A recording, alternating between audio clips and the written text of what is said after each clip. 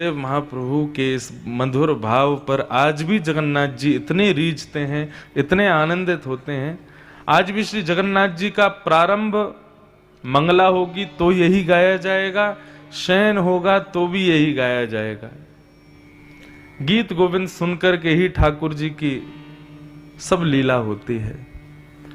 ऐसे इस गीत गोविंद को या इस प्रकार की और भी अष्टपदियां श्री जयदेव महाप्रभु ने लिखी हैं, उनको याद करके यदि कोई व्यक्ति श्री जगन्नाथ जी के सन्मुख गा देना तो जगन्नाथ जी तो भाव अश्रु में रोने लगते हैं, परंतु जो गा रहा है उसके समस्त प्रकार के दोष, उसके समस्त प्रकार की उसके अंदर कोई अवगुण भी होगा ना, गीत गोविंद जगन्नाथ जी के सन्मुख गा दिया, वो परम पवित्र होकर के बाहर निकलेगा मंदिर से। ये मेरा अनुभव है। मैं कथाओं में कहा करता हूं, अपने अवगुण को तिलांजलि दो, अपने अवगुणों पर काम करो, अपने अवगुणों को लेकर के कथा में बैठो। एक बात और नई सुन लीजिए, अपने अवगुण लेकर के जगन्नाथपुरी जाओ, गीत गोविंद याद करके और श्री जगन्नाथ जी को सुना दो। उनको केवल सुनाने मात्र से आपके अवगुण सब सगुण बन जाएंगे। ये जगन्नाथ जी की कृपा है। ये उनको अति प्रिय है। जैसे किसी को, हर किसी को अलग अलग चीजें प्रिय होती हैं, हम उसको वो चीज देते हैं ना। अब हम लोग क्या करते हैं, हजारों लाखों लोग जगन्नाथ जी का दर्शन करने जाते हैं, अधिकतर लोग क्या लेके जाते हैं, मिठाई लेके जाते हैं या फिर माला लेके जाते हैं। अब कोई नई चीज ठाकुर जी को मिले तब तो उनको अच्छा लगे। अब लाखों लोग सुबह से रात तक वही चीज लेके आ रहे हैं, वही माला, वही मिठाई। कुछ अद्भुत लाओ, कुछ अलग लाओ, जिससे जगन्नाथ जी, लाखों लोग जगन्नाथ जी के सामने माला और मिठाई लेके खड़े हैं, लेकिन जगन्नाथ जी की दृष्टि उस पर पड़े जो पीछे आर्तनाद से दोनों भुजा उठा करके श्री जयदेव महाप्रभु के कृत गीत गोविंद को गा रहा हो।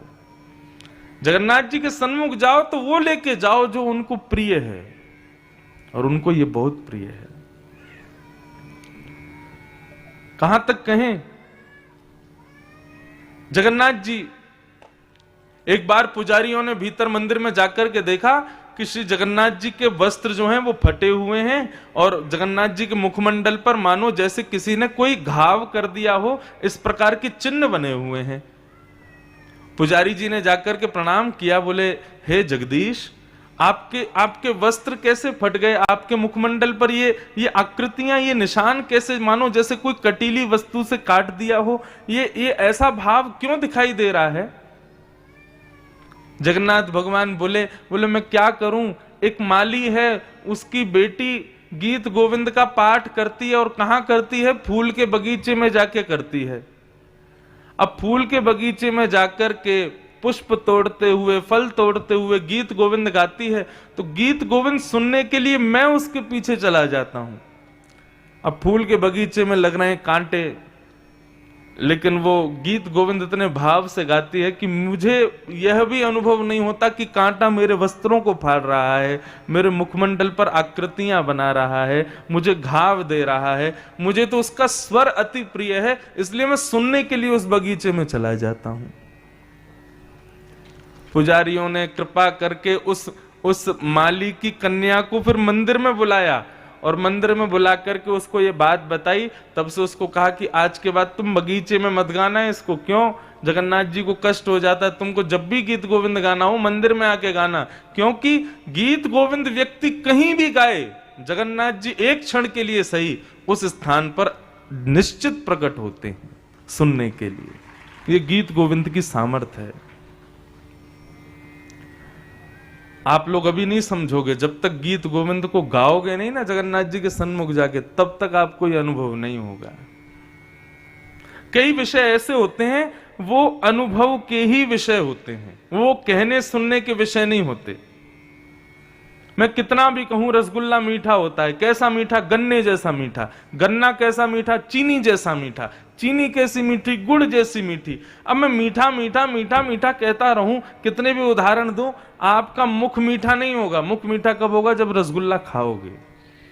ठीक वैसे ही ये जयदेव महाप्रभु के कृत गीत गोविंद है, ये रसगुल्ला के समान है। इसको जब तक गाओगे नहीं ना, और जगन्नाथ जी के सन्मुख नहीं गाओगे, तब तक आपको इसका सुख पता नहीं चलेगा। अद्भुत है गीत गोविंद। भक्तमाल में श्री नाभाजी महाराज वर्णन करते हैं कि गीत गोविंद से दो फायदे होते हैं। पहला तो बुद्धि तीव्र होती है व्यक्ति की, और दूसरा उपयोग है गीत गोविंद का कि गीत गोविंद गाने से ता सुनवे राधा रमण अवस पधारे। श्री भक्तमाल जी के छप्पे में श्री नाभाजी कहते हैं कि गीत गोविंद का पाठ कहीं भी हो, कोई भी गा रहा हो, उसको सुनने के लिए श्री राधा रमण जी जरूर आते हैं। ऐसे प्रिय श्री जगन्नाथ जी के धाम से पधारे पूज्य महाराज जी, बारंबार आपको प्रणाम करता हूं। आइए हम लोग कथा प्रसंग में प्रवेश करें। आज जगन्नाथ जी के भाव से कथा को प्रारंभ कर रहे हैं। बोलो वृंदावन बिहारी लाल की जय, श्री गोवर्धन नाथ की जय। भगवान ने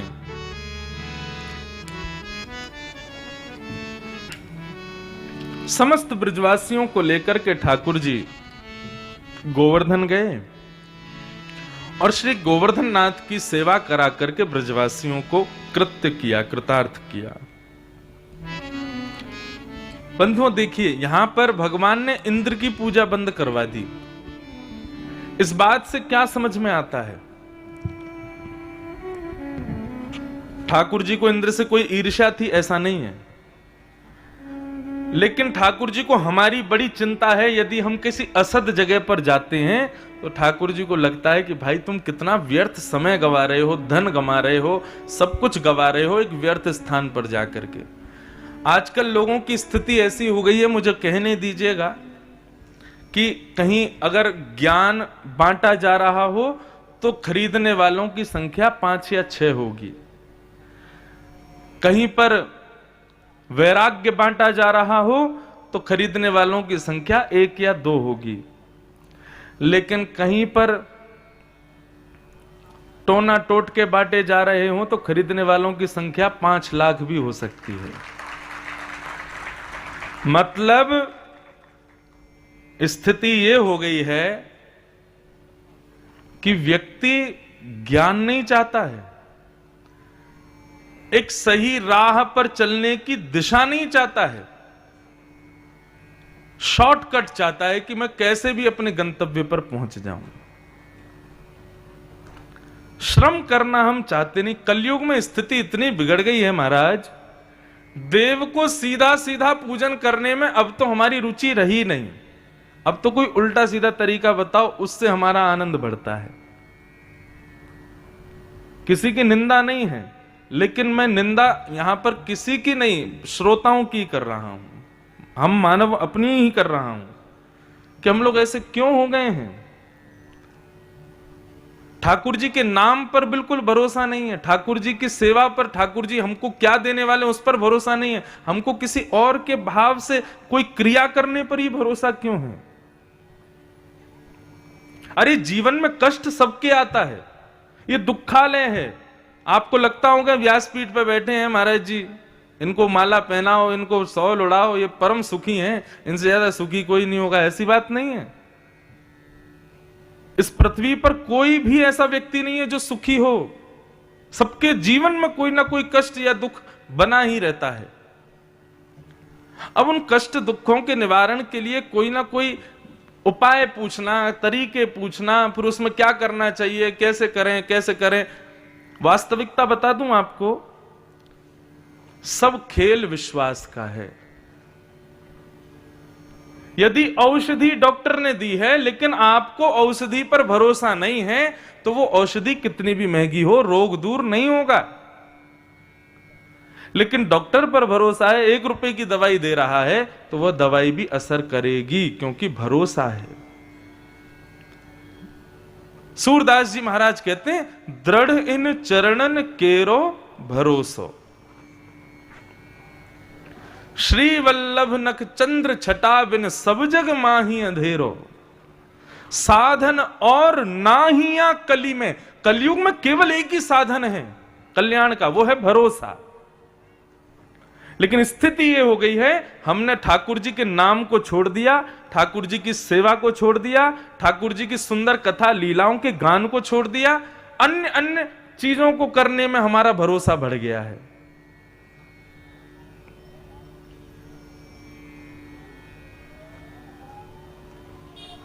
महाराज जी बड़े दुखी हैं। क्यों दुखी हो? बस काम नहीं चल रहा। समोसा कब खाया था? समोसा खाना शुरू करो, कृपा आएगी। अब कर लिया महाराज जी पे भरोसा, हो गई कृपा। ठाकुर जी के नाम पर भरोसा नहीं है। एक कथा सुना रहे हैं। श्रीमद् वल्लभाचार्य जी की गृहिणी जब गर्भवती थी, एक दिन अपने घर में कोई क्रिया कर रही थी, बहुत ध्यान से सुनना। तभी एक तांत्रिक आया और तांत्रिक द्वार पर खड़ा होकर के अब उनका भविष्य बताने लगा, ऐसा होगा, ऐसा होगा, ऐसा होगा। तभी उस तांत्रिक ने देखा कि ये गर्भवती हैं, इनको बता देता हूं बेटा होगा कि बेटी। तो बताना ना चाह करके वो चाहता था कि ये मुझसे पूछें। तो कई सारे भविष्य के भाव बताए। तो श्रीमद् वल्लभाचार्य जी की गृहिणी ने ऐसी सहज भाव में पूछा, मैं गर्भवती हूं, बताओ बेटा होगा कि बेटी। तो उस तांत्रिक ने बता दिया, बोले मां बेटा होगा, लाओ दक्षिणा दो। अब बेटा होगा सुन करके बड़ी प्रसन्न हो गई, जाकर के थोड़ी दक्षिणा दे दी और वो तांत्रिक वहां से चला गया। अब श्रीनाथ जी विराजते थे, उनकी सुंदर सामग्री, नवनीत प्रिया जी की सुंदर सामग्री तैयार करके रसोई घर से सिद्ध करके बढ़िया सामग्री जैसे ही ठाकुर जी को भोग में पहुंचाई, भोग में पहुंचाने के बाद में पर्दा करके कपाट बंद करके भोग के समय पर बाहर आए, तभी अंदर गर्भगृह से जोर की आवाज आई। अंदर जाकर के देखा तो क्या पाया, सारी सामग्री फैली हुई है, सारे बर्तन गिरे हुए हैं, कुछ भी ठाकुर जी ने स्वीकार नहीं किया। श्रीमद् वल्लभाचार्य जी आए, आकर के जब उन्होंने देखा तो देख करके सामग्री गिरी पड़ी है। अब सामग्री कई बार गिर जाती है, प्रसाद भोग लगाते हैं कई बार गिर जाता है, लेकिन आज वल्लभाचार्य जी कह रहे हैं कि आज कुछ अनुचित हुआ है। उनकी गृहिणी बोली क्या हो गया? बोले ये जो सामग्रियां गिरी हैं इसको देख करके लग रहा है ये गिरी नहीं है, गिरी गई हैं, ठाकुर जी ने स्वीकार नहीं किया है। एक तो होता है अपने आप गिर जाए, उसका भाव अलग दिखता है, लेकिन ये सामग्री स्वयं नहीं गिरी है, ये ठाकुर जी ने गेड़ दी है। ठाकुर जी ने तुम्हारे हाथ का बना ये भोग स्वीकार नहीं किया है, और ये इस बात का प्रतीक है कि तुमने ठाकुर जी के प्रति अविश्वास प्रकट किया है। मतलब आज कुछ हुआ था। तब उनकी गृहिणी ने बताया, बोले एक तांत्रिक आया था, उससे मैंने पूछ लिया कि बेटा होगा कि बेटी। तब वल्लभाचार्य जी बोले बस इसी बात से ठाकुर जी नाराज हो गए कि तुमको ठाकुर जी क्या देने वाले हैं उस पर विश्वास नहीं है, किसी और से पूछने जा रहे हो, किसी और पर भरोसा है। हमको जन्म दिया ठाकुर जी ने, हमारा निर्माण किया ठाकुर जी ने, हमारा भविष्य पूरी लेखनी की ठाकुर जी ने, लेकिन हम पहले ही पूछ ले रहे हैं किसी से कि भविष्य क्या होगा, आगे क्या होगा, ये कैसे करना है, इसके लिए क्या होगा। तुमको ठाकुर जी की करनी पे भरोसा नहीं है। आज उसी अविश्वास की वजह से ठाकुर जी ने तुम्हारे हाथ की बनी सामग्री स्वीकार नहीं की। अब ठाकुर जी से क्षमा मांगो और इसका प्रायश्चित करो। तब उन्होंने ठाकुर जी से क्षमा मांगी, प्रायश्चित किया। प्रायश्चित करने के बाद जब पुनः सामग्री पधराई तब ठाकुर जी ने स्वीकार की। आज हमारी स्थिति ऐसी हो गई है कि सीधे सीधे नाम पर, सीधे सीधे ठाकुर जी पर हमको भरोसा नहीं है। हमको दुनिया भर की चीजें चाहिए करने के लिए, तब जाकर के हम अपने कार्य की सिद्धि मानते हैं। अब तो स्थिति ये हो गई कि जब मुझसे लोग मिलने आते तो मुझसे भी पूछते हैं क्या करें महाराज जी, घर में अशांति चल रही है, हम क्या करें। तो मैंने भी आजकल 2-3 चीज बना ली हैं। मैं भी उनको बोल देता हूं, मैंने कि सुनो एक काम करो, क्या ठाकुर जी के चरणों में फूल चढ़ाना। बोले अच्छा। फूल चढ़ाने के बाद उस फूल को ले जाके अपनी अलमारी में अंदर रख देना। ऐसे ही कोई है नहीं, मैं ऐसे ही बोल देता हूं। अपनी अलमारी में धर देना। मैंने कहा फिर क्या करना है? बोले फिर नित्य सुबह उठ करके स्नान ध्यान करके और श्री कृष्ण गोविंद हरे मुरारे हे नाथ नारायण वासुदेव ठाकुर जी का स्मरण करके इस मंत्र का गान करना है और उस फूल को हर 5 दिन में प्रणाम करना है। अब चाहिए ऐसे ही सही भगवान का नाम तो गाएगा कम से कम। और बताऊं 5-6 लोग तो आ भी गए, महाराज जी हमारे घर में सब ठीक हो गया। बढ़िया, मैंने बहुत बढ़िया, लगे रहो। विश्वास मन में होना चाहिए, और यदि वो विश्वास केवल हरि के नाम में हो गया ना, किसी वस्तु की आवश्यकता नहीं है। अरे भरोसा करो ठाकुर जी पर। अगर यहां से उतरने में मैं गिर जाऊं, इसमें भी यही भाव रखो ठाकुर जी ने कुछ सोच के रखा होगा, कुछ किसी कारण से ही गिरा होगा।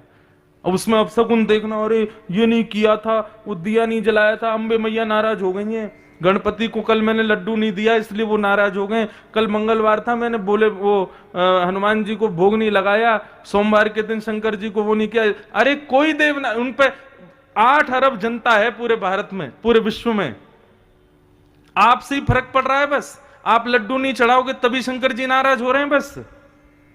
कोई देव इतना खाली नहीं बैठा कि हमारे किसी कृत्य से वो नाराज हो जाएं।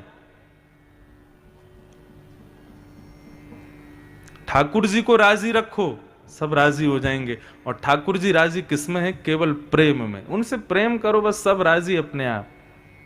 कुछ करने की जरूरत नहीं है, नाम पर भरोसा कर लो बस, नाम पर विश्वास कर लो बस। लेकिन वो हमसे होगा नहीं। और वही क्रिया अगर मैं 5 काम करके बता दूं, वहां जाना, वहां पर गड्ढा खोद देना, वहां अंदर जाके एक पौधा लगा देना और ये कर देना, उसके बाद नाम गाना, तो गा लोगे, लेकिन सीधा सीधा नाम नहीं गवेगा व्यक्ति से। ये स्थिति हो गई है हमारी। भरोसो दृढ़ इन चरणन केरो। सूरदास, नेत्र नहीं है सूरदास जी के पास, लेकिन अपने जीवन को ऐसे आनंद में जीते हैं। कोई पूछता है कि सूरदास तुमको ठाकुर जी ने नेत्र नहीं दिए? सूरदास जी बोले बड़ी कृपा है ठाकुर जी की जो मुझे नेत्र नहीं दिए। क्यों? बोले संसार को ठाकुर जी ने नेत्र दिए और नेत्र देकर के कहा तुम्हारी जिम्मेवारी तुम्हारे ऊपर, कहीं गड्ढा आवे तो संभल के चलना, कहीं ऊंचाई आवे तो संभल के पैर रखना। लेकिन मेरे नेत्र छिना लिए ठाकुर जी ने, मेरे नेत्र मुझसे दूर करके कहा अरे सूरदास बाकी सबको नेत्र दिए, मतलब उनके जीवन की जिम्मेवारी उनकी है, लेकिन तेरे जीवन की जिम्मेवारी मेरी है। मैं आज तक कभी गिरा नहीं। क्यों? क्योंकि मेरी लाठी पकड़ करके श्याम सुंदर चलते हैं। दुनिया अपनी आंखों से देख के चलती है, लेकिन मेरी आंख तो श्याम सुंदर है। ऐसे सूरदास, केवल भरोसा है ठाकुर जी के ऊपर। हम 2-2 आंखें वाले हैं, तब भी ठाकुर जी के उस रूप का दर्शन नहीं कर पाते। और श्री सूरदास जी महाराज नित्य श्रीनाथ जी का दर्शन करने जाते हैं, और जैसी पोशाक पहनी, जैसा मुकुट पहना, जैसी माला पहनी, सूरदास जी वैसा पद गा करके सुना देते हैं। आज ठाकुर जी का श्रृंगार ऐसा है। एक दिन गोसाई जी ने चतुराई की और श्रीनाथ जी को कुछ नहीं पहनाया, केवल एक कॉपीन पहना करके खड़ा कर दिया। बोले ये सूरदास मुझे लगता है कि ये ना पहले से सोच के आते हैं कि आज पीतांबरी का वर्णन करूंगा, मुकुट का वर्णन करूंगा, ऐसी मालाओं का वर्णन करूंगा, और संभवतः हम वही पहना देते हैं। आज एक काम करता हूं, आज श्रृंगार ही नहीं करूंगा श्रीनाथ जी का, आज वस्त्र ही नहीं पहनाऊंगा, आज देखता हूं सूरदास क्या गाएगा। और जैसे सूरदास जी आए, कपाट खोले गोसाई जी ने, बोले सूरदास कुछ सुनाओ, आज ठाकुर जी कैसे लग रहे हैं? नेत्र नहीं है सूरदास जी के। सूरदास जी बोले आज तो ठाकुर जी बहुत ही प्यारे लग रहे हैं। बोले कैसे प्यारे लग रहे हैं? बोले नहीं, आज और दिनों से भी ज्यादा प्यारे लग रहे हैं। बोले कैसे लग रहे हैं, एक बताओ तो। सूरदास जी बोले आज हरि देखे नंगम नंगा, मोतिन माल गले उर साजे, छवि के उठत तरंगा, आज हरि देखे नंगम नंगा। गुसाई जी मंदिर से निकल के आए, सूरदास को प्रणाम किया। सूरदास तेरे भाव को प्रणाम, तेरे विश्वास को प्रणाम। हम नेत्र होते हुए भी ठाकुर जी को नहीं देख पाते हैं, तुम बिना नेत्रों के ठाकुर जी को देखते हो।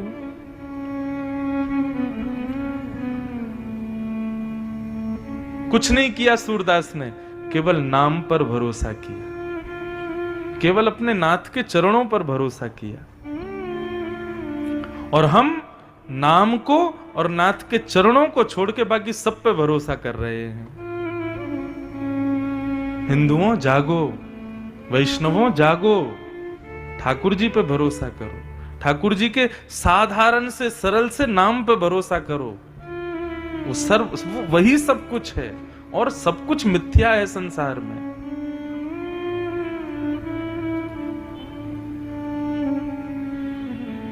साधन और नाहिया कली में, जासो होत निवेरो, भरोसो दृढ़ इन चरण के, भरोसो दृढ़ इन चरण के। एक बार एक व्यक्ति अपने शालिग्राम जी लेकर के श्रीमद् वल्लभाचार्य जी के दर्शन करने गया। अब कई लोग ठाकुर जी ऐसे रखते हैं अपने पास में, तो वो व्यक्ति जो था, एक उसका छोटा सा बटुआ था। बटुआ समझते हैं, जिसमें माताएं बहनें पैसा रखती हैं, लक्ष्मी रखती हैं। और एक और बात बताऊं, आज तो हम देवास में लक्ष्मी जी की जन्मस्थली होके आए। देवास में लक्ष्मी जी की जन्मस्थली है, नोट बैंक, वहीं पर लक्ष्मी जी के जन्म होते हैं ना, इसलिए आज वहां दर्शन करके आए। क्या सुंदर, पूरी दुनिया जिसके पीछे भाग रही है उसको देवास जन्म देता है।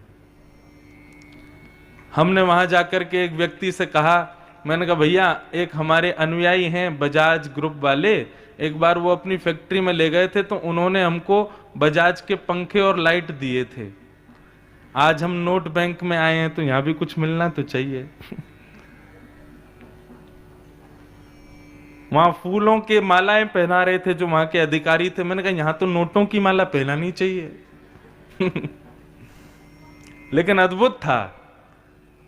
और कितनी अच्छी बात है कि देवास में पूरे भारतवर्ष की जो नोट बैंक, जहां पर नोट बनते हैं, उसके अधिपति के रूप में साक्षात चामुंडा देवी विराजमान है। यहां की अधिष्ठात्री ही अपने नेतृत्व में, अपनी दृष्टि में, अपने ही संरक्षण में पूरे भारत को लक्ष्मी प्रदान कर रही हैं। यह अद्भुतता है, देख करके बहुत अच्छा लगा आज। और वहां जिस तत्परता से लोग काम कर रहे हैं, वो सब बड़े सौभाग्य के पात्र हैं। 2-3 हमारे वहां श्रोता भी मिल गए, अंदर कार्यरत थे, कथा सुनते हैं। 1-2 ब्रज के भी मिल गए, तो देख के बड़ा अच्छा लगा। तो एक बार एक व्यक्ति श्रीमद् वल्लभाचार्य जी के पास में अपने ठाकुर जी लेके गया। ठाकुर जी क्या थे? शालिग्राम थे। और वो शालिग्राम कहां रखता था? एक बटुआ में रखता था। ठीक है, कभी कहीं आना जाना हो तो किसी प्रकार के भाव में ठाकुर जी को रखो, कोई बात नहीं। लेकिन वैसे तो ठाकुर जी को पूर्ण, उनको एक सिंहासन पर बढ़िया उनको व्यवस्थित करके रखना चाहिए। कल हमारे लाल जी देखे, सिंहासन पे ही रहते हैं और ऐसे ही घूमते हैं सब जगह। ठाकुर जी को ठाकुर जी के भाव से रखना चाहिए। अब वो व्यक्ति आया और शालिग्राम जी एक बटुआ में रख के लाया था। तो वल्लभाचार्य जी ने बुलाया, बोले आओ प्रसाद पाएंगे। तो कहीं बगीचे में थे, तो उसने क्या किया, अपने ठाकुर जी शालिग्राम जी जो बटुआ में थे, वो बटुआ एक पेड़ पर टांग दिया। और पेड़ पर टांग करके वल्लभाचार्य जी के पास गया। वल्लभाचार्य जी बोले तुम्हारे ठाकुर जी भी आए ना साथ में, कहाँ हैं? तो उसने कहा कि मैंने ठाकुर जी तो वो पेड़ पर टांग दिए बटुआ में। वल्लभाचार्य जी को बड़ा बुरा लगा सुन करके, बोले ठाकुर जी कोई टांगने की वस्तु है, तुम उनको वहां पेड़ पर क्यों टांग आए? अरे ये अनुचितता है, जाओ जाकर के लेकर के आओ।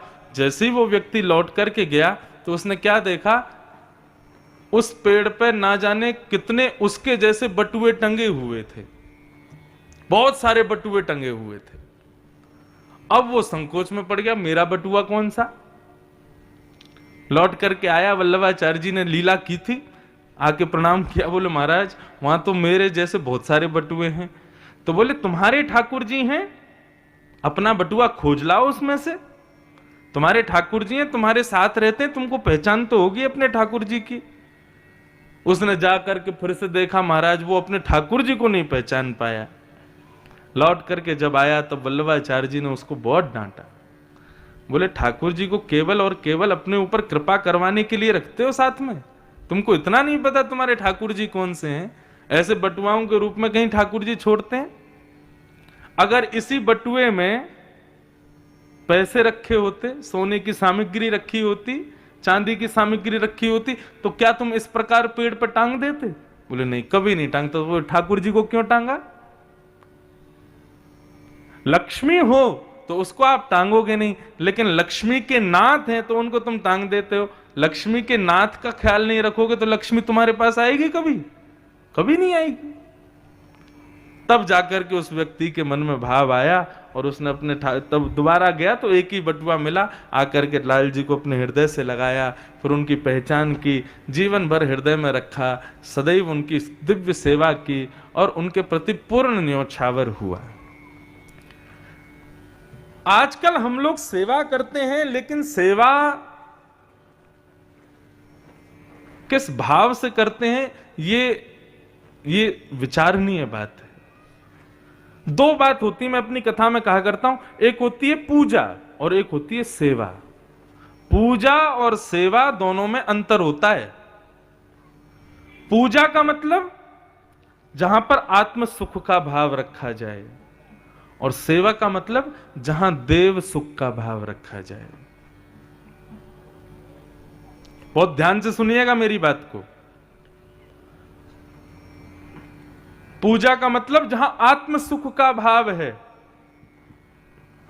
मुझे संतोष मिलना चाहिए, मुझे अच्छा लगना चाहिए, और उसके लिए मंदिर में खूब धुआं कर रहे हैं और ठाकुर जी के ऊपर दुनिया भर की मालाएं पहना रहे हैं, कुछ भी चढ़ा रहे हैं, कुछ भी खिला रहे हैं, कुछ ही का भी भोग लगा रहे हैं। ये होता है पूजा की विधि।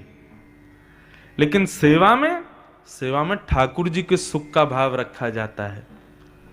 अभी शीतकाल का समय है, ठंडी का समय है, इस समय अब ठाकुर जी की सेवा यदि करने वाला होगा ना, पूजा करने वाला ठाकुर जी को कुछ भी पहनाएगा, लेकिन सेवा करने वाला विचार करेगा कि मैं ऊनी वस्त्र पहनाऊं, ठाकुर जी को मोटे वस्त्र पहनाऊं, ठाकुर जी को कंबल में ढक करके रखूं, ठाकुर जी को मोजे पहनाऊं, ठाकुर जी के हाथ भी ढकूं, सुबह स्नान कराऊं तो गर्म जल से स्नान कराऊं, इत्र में गुलाब का ठंडा इत्र होता है, मोंगरे का ठंडा इत्र होता है, ये नहीं लगाना है, ठाकुर जी को हिना का इत्र लगाऊं, गर्म इत्र होता है। इस प्रकार के ये भाव प्रकट जब होते हैं ना, तब पूजा नहीं होती, तब सेवा होती है। जैसे अपने पुत्र के प्रति, अपने पुत्री के प्रति, अपने परिवार के सदस्यों के प्रति आप भाव रखते हो, अभी गीले बादाम नहीं खिलाओगे, अभी बादाम भूंज के खिलाओगे क्योंकि सर्दी का समय है। ठीक वैसे ही अपने ठाकुर जी के प्रति जब हम भाव रखते हैं ना, तो पूजा ही सेवा में बदल जाती है।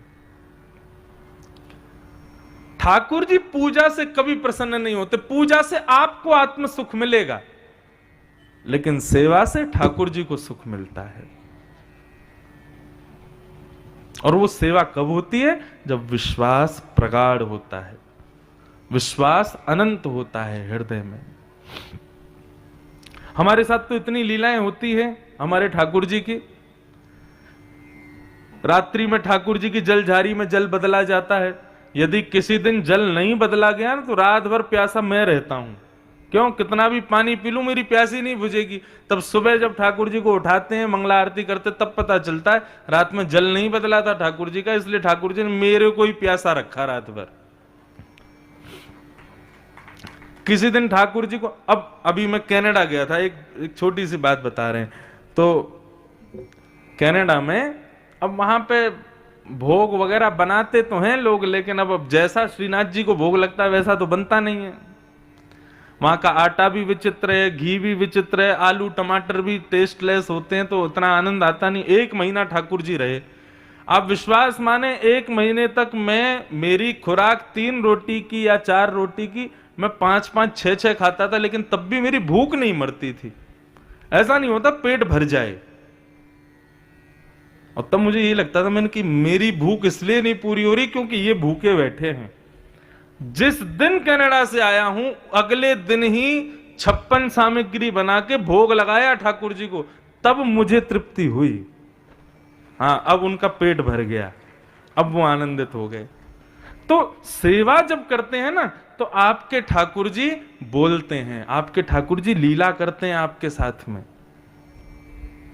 लेकिन वो कब हो? जब पूर्ण भरोसा हो, विश्वास हो। अब फ्लाइट में हम जाते हैं, फ्लाइट में इतना लंबा फ्लाइट 16-17 घंटे में पहुंचोगे, कुछ खाना पीना है नहीं, लेकिन ठाकुर जी का तो भोग लगना चाहिए। तो इसमें भी हम भाव क्या रखते हैं कि 2-4 हजार रुपए ठाकुर जी के बक्सा में ही भीतर रख देते हैं कि लाल जी आपको बीच में कहीं भूख लगे तो फिर किसी गोपी से दही खरीद के खा लियो, प्यास लगे तो श्री यमुना जी लाल जी के उसमें झारी जी में आके लाल जी को पानी पिवा दियो। इस प्रकार भाव रखने पड़ते हैं, तब ठाकुर जी जाते हैं। यदि भाव नहीं रखे तो फिर विपत्ति मेरे ऊपर ही आएगी। तो ये सब भाव की सेवा है। सेवा, पूजा नहीं, सेवा। अब तक तो पूजा करते थे हम, अब सेवा करो। और सेवा में स्वामी के सुख का विचार किया जाता है, अपने सुख का नहीं।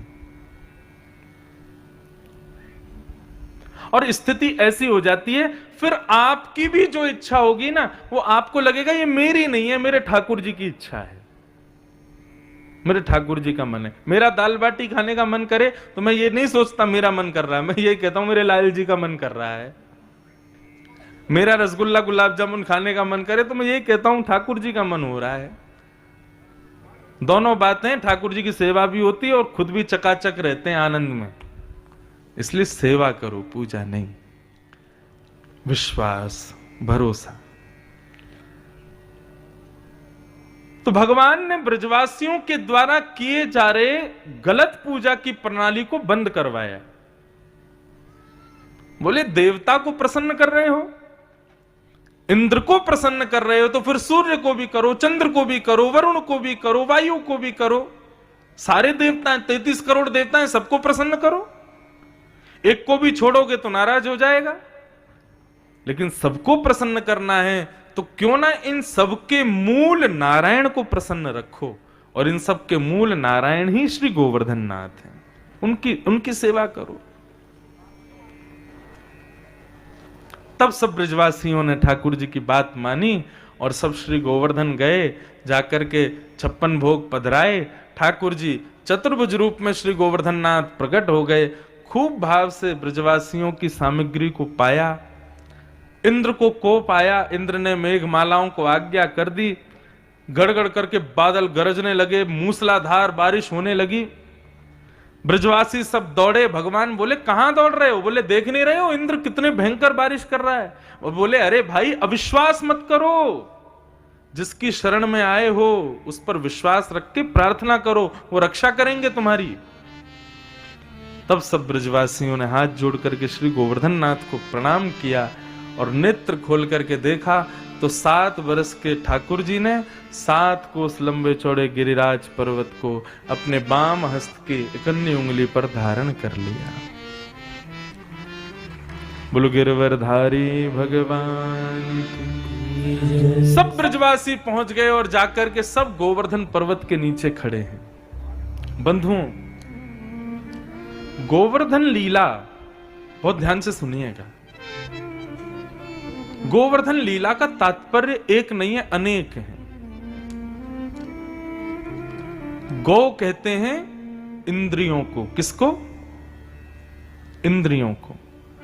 गौ मतलब गाय तो होता ही है, लेकिन गौ के और भी कई अर्थ हैं। गौ का एक अर्थ होता है इंद्रियां।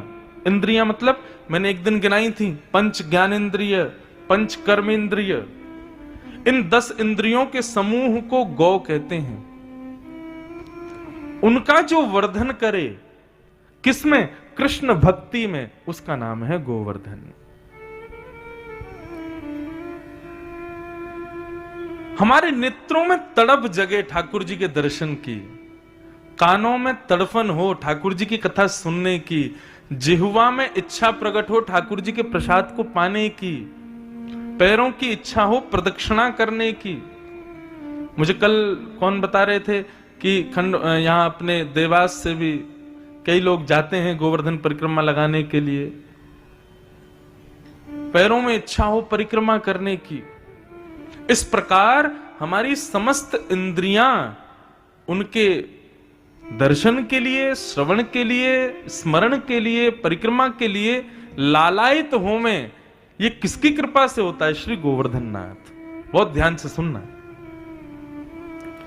जब व्यक्ति श्री गोवर्धन नाथ को प्रणाम करता है, उसकी कोई ना कोई इंद्रिय ठाकुर जी की तरफ अग्रसित हो जाती है अपने आप, क्योंकि वो गौ का, इंद्रियों का ठाकुर जी की भक्ति में वर्धन करते हैं। पहली बात। दूसरी बात, गोवर्धन माने कि गौ कहते हैं ज्ञान को, और वर्धन मतलब उसका वर्धन करने वाले। ज्ञान का जो वर्धन करें वो गोवर्धन। और तीसरी बात, गौ कहते हैं प्रकृति को, एनवायरमेंट को। ठाकुर जी ने केवल आध्यात्मिक स्तर पर कार्य किए हैं ऐसी बात नहीं है।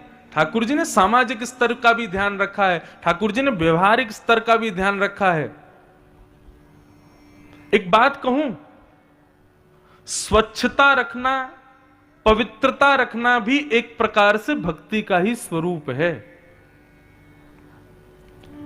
आपके बगल का शहर है इंदौर, भारत में सबसे ज्यादा स्वच्छ शहर माना जाता है।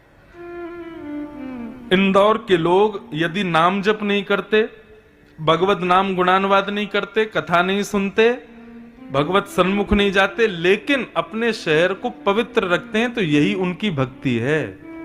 यह भी उनकी भक्ति का ही स्वरूप है। उनको कुछ ना कुछ कल्याण का मार्ग जरूर मिलेगा, उनको स्वर्ग मिले, अपवर्ग मिले, वह भी इसी के द्वारा मिल जाएगा कि उन्होंने अपने आसपास पवित्रता को रखा, शुद्धता को रखा, स्वच्छता को रखा। यह भी गोवर्धन करते हैं। ठाकुर जी ने गोवर्धन के माध्यम से प्रकृति का संरक्षण किया, पर्वत का संरक्षण, हरियाली का संरक्षण, गायों का संरक्षण, नदी का संरक्षण। कृष्ण लीला में यदि आप प्रवेश करके देखोगे तो ठाकुर जी ने जितना प्रकृति का ध्यान रखा है उतना किसी ने नहीं रखा। पता चला कि यमुना में कालियानाग प्रवेश कर गया तो तुरंत लड़ने पहुंच गए कालियानाग से। यमुना पवित्र हो, जल पवित्र हो।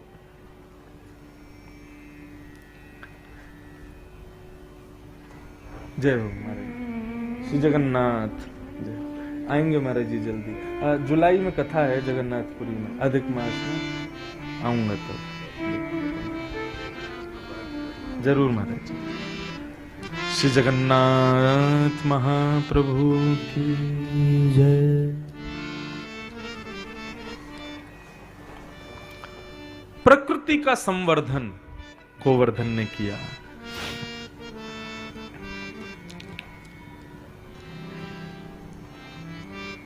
संपूर्ण कृष्ण लीला में आप अनुभव करेंगे कि ठाकुर जी ने प्रकृति का कितना संरक्षण किया है। यमुना का संरक्षण, मिट्टी का संरक्षण, वृक्षों का संरक्षण। ठाकुर जी का नाम क्या है? बांके बिहारी नहीं है, बांके बिहारी बाद में रखा। ठाकुर जी का नाम है कुंज बिहारी। कुंज किसे कहते हैं? लता पत्रों से बना हुआ जो भवन हो, वृक्षों की छांव में बना हुआ जो सुंदर ठाकुर जी का निवास हो, उसको कहते हैं कुंज। और वहां जो रहे वो कुंज बिहारी। आज वृंदावन की स्थिति क्या हो गई है? कुंज बिहारी नहीं है, बिल्डिंग बिहारी बन गए ठाकुर जी हमारे। इतनी सारी बिल्डिंग बन गई हैं, इतने सारे कंस्ट्रक्शन के काम हो गए कि अब कुंज तो बची नहीं है। पेड़ पौधे देखने को नहीं मिलते वृंदावन में। मेरा बहुत मन करता है कि अभी मैं कथाओं में ही ध्यान दे रहा था, लेकिन अब जल्दी ही अपनी कथा के माध्यम से जहां भी कथा करने जाऊंगा सब लोगों से निवेदन करूंगा, वृंदावन में आकर के दान पेटी में भले ही 100 रुपए कम चढ़ा देना, परंतु वृंदावन में आकर के पौधे लेकर के वृंदावन में जरूर पौधार्पण करो। वृंदावन को पुनः वृंदावन बनाओ। आज वृंदावन में वृक्ष नहीं दिखते, कुंज नहीं दिखते, लता पत्र नहीं दिखते। मुझे कष्ट होता है, ठाकुर जी लीला कहां करते होंगे? रात्रि में कभी ठाकुर जी बंशी बजाने निकलते होंगे, कदम्ब के वृक्ष के नीचे बैठते हैं, लेकिन कदम्ब वृक्ष बचे कहां आज वृंदावन में? आज निधिवन एक स्थान है, वहां हम देखने के लिए जाते हैं कि कुंज कैसी है। ऐसा पूरा वृंदावन हुआ करता था किसी समय पर। आज पूरे वृंदावन को भर दिया महाराज। इतने बड़े बड़े उसमें सब औद्योगिक कार्यों ने इतना सब कुछ उसका कर दिया कि अब वहां कुंज तो बची नहीं है। मैं तो निवेदन करूं कि भाई आपकी भेंट दक्षिणा को बिहारी जी भली स्वीकार ना करें, लेकिन आप जो पौधा लगा करके जाओगे ना, वो पौधा कभी वृक्ष बनेगा तो उसके नीचे ठाकुर जी कभी ना कभी रमण करते पहुंच जाएंगे, उसको स्वीकार जरूर कर लेंगे। वृंदावन को पुनः वन बनाओ। यमुना जी का जल ऐसा हो गया है कि मैं खुद वृंदावन में रहता हूं और मुझे जितना याद है लगभग 15-16 वर्षों में मैंने यमुना जी का जल नहीं पिया होगा। क्यों? पीने योग्य ही नहीं है। आचमन के लिए हाथ में लोगे तो 2 कीड़े उसमें आपको दिख जाएंगे रेंगते हुए। इतना पवित्र जल कर दिया है यमुना जी का। जिस यमुना के पुलिन पर ठाकुर जी अपने पैर डाले पौड़े रहते हैं, और यमुना जी के लिए तो इतना सुंदर वर्णन भागवत में किया है कि ठाकुर जी यमुना का जल ऐसे नहीं पीते अंजलि में भर के। ठाकुर जी कैसे पीते हैं यमुना का जल? बोले जिस प्रकार बछड़ा अपना मुख यमुना जी में डुबा करके फिर यमुना के जल को पीता है ना, ठाकुर जी भी ऐसे ही दोनों हाथों पर ऐसे टेक लगा करके और अपने ओष्ठों को यमुना जी में डुबा करके तब यमुना जल को पीते हैं। भागवत में वर्णन है। आज जाते होंगे ठाकुर जी यमुना जल पीने? नहीं जाते, क्योंकि इतना अपवित्र कर दिया हमने।